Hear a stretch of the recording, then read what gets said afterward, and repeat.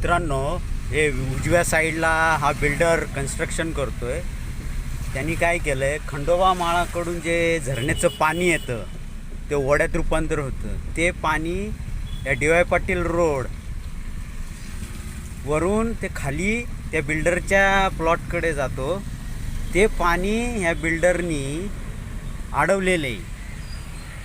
हे आहे ते बिल्डर.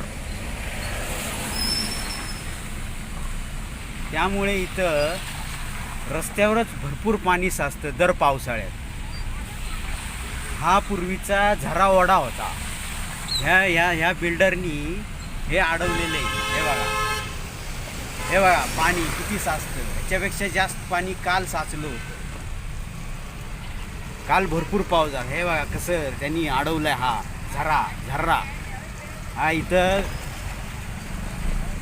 रेडीमिक्सचा पण आहे.